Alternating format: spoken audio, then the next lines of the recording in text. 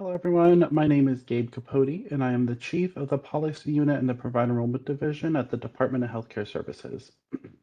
I'm also joined by Spencer Halsey, Chief of the Policy and Administrative Branch in PED, Katie Holtzen, Chief of the Policy and Enrollment Processing Section in PED, Melinda Pham, Chief of the Enrollment and Technical Support Section in PED, and Alex Hernandez, an Analyst in the Policy Unit in PED.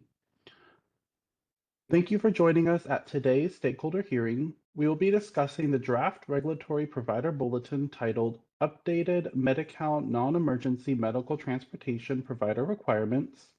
Please note the purpose of the hearing is solely to discuss updates to this bulletin. Questions related to billing, rates, managed care, or other provider types will not be addressed during the hearing.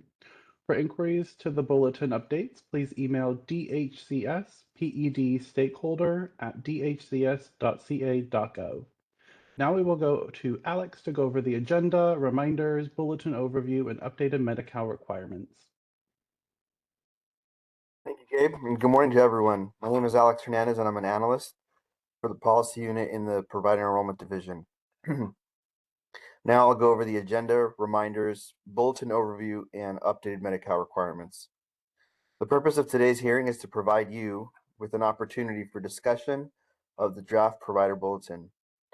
For our agenda today, we'll go over some reminders, then we'll provide a bulletin overview, review the updated Medi-Cal requirements.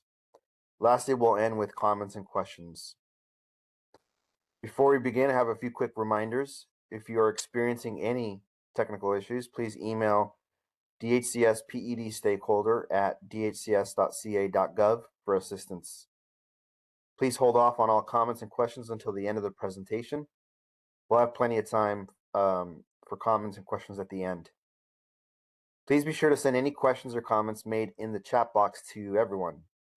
We'll discuss this in further detail at the end of the presentation. Only written comments received by email by 5 p.m. today will be considered prior to the publication of the final bulletin. You may send your written comments to the following email address: dhcspedstakeholder at dhcs.ca.gov. When submitting your comments, please make sure you reference your name, organization if you're affiliated with one, and the bulletin title. This hearing will be recorded and posted on our stakeholder hearing information webpage for future reference at a later date. We'll provide a link to the webpage in the chat now. DHCS has established revised Medi-Cal provider enrollment requirements and procedures for non-emergency medical transportation or NEMT providers. In accordance with Welfare and Institutions Code, or WNI Section 14043.75b, the DHCS Director has established revised application requirements and procedures for NEMT providers. These requirements implement and make specific WNI Code Sections 14043.15 and 14043.26, and as such, have the full force and effect of law. Additionally, this bulletin does not substitute for or eliminate all of the requirements set forth in WNI Code Section 14043.26. As a reminder, the draft provider bulletin was attached in the stakeholder hearing invitation email that was sent on November 24th, 2025. It can also be found on the stakeholder hearing webpage, which we will provide a link in the chat now. Currently, the application package for applicants or providers providing or intending to provide NEMT by litter van or wheelchair van must include a standard brake and light certificate issued by the California Department of Consumer Affairs as required by California Code of Regulations, Title 22, Section 51,000.30 D18 capital G. DHCS no longer accepts a standard brake and light certificate issued by the Department of Consumer Affairs for NEMT applications received on or after March 27, 2025. In accordance with Assembly Bill 471, Chapter 372, Statutes of 2021, which ended the standard brake and light certificate program effective September 27, 2024, with certificates remaining valid until 6 months after the end of the program or March 27, 2025. Now, I'll go over the updated Medi-Cal requirement. effective March 27, 2025, NEMT providers must submit a valid vehicle safety inspection or VSSI certificate issued by the Bureau of Automotive Repair or BAR with their application for enrollment as requested. Please note, this is generally requested for every vehicle. Please note, this is not generally requested for every vehicle. It is usually only requested for vehicles with the salvage title. NEMT providers must ensure that all NEMT drivers comply with all applicable state and federal licensing and certification requirements and all applicable state and federal statutes and regulations or regulations relating to the operation of a motor vehicle and or transportation of passengers. Only enrolled providers who have been approved by DHCS to render NEMT services may bill for NEMT services. Providers can access Medi-Cal provider enrollment information on the DHCS Provider Enrollment Division webpage. Now I'll pass it on to Katie for comments and question portions of this hearing.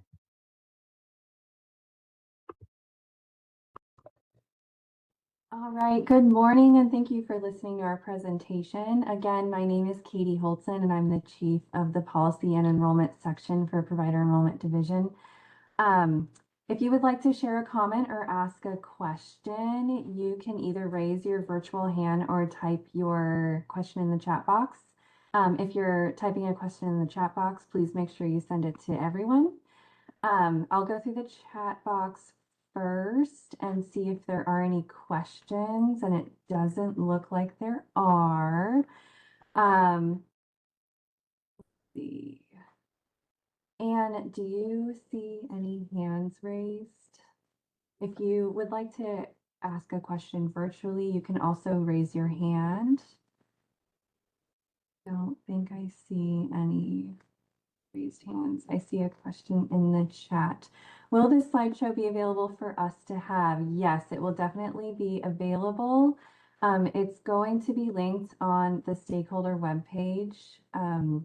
Alyssa, can you put a link in the chat to where the slideshow will be located on our website?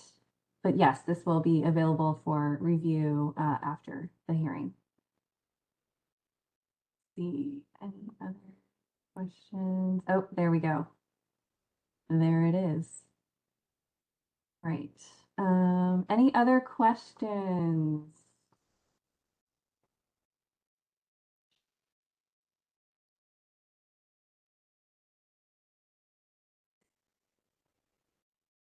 I'm just kind of checking. Okay, no new questions are coming in. All right, so as a reminder, any comments or questions not shared during the hearing can be sent via email to dhcspedstakeholder@dhcs.ca.gov, where you have to submit your comments by 5 p.m. today for consideration prior to final publication. Please make sure you reference your name, organization if you're affiliated with one, and the bulletin title if you are submitting comments.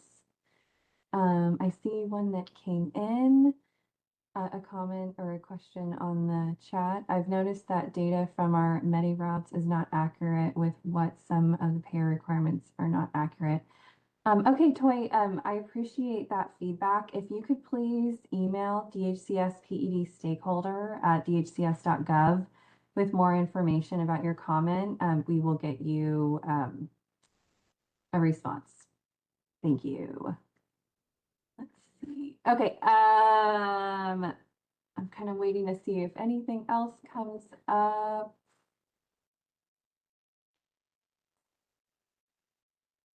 Still no question, still no hands raised. Okay, we will leave the chat box open for a little longer just so people can copy any links or information we've included in the chat that might be helpful to you.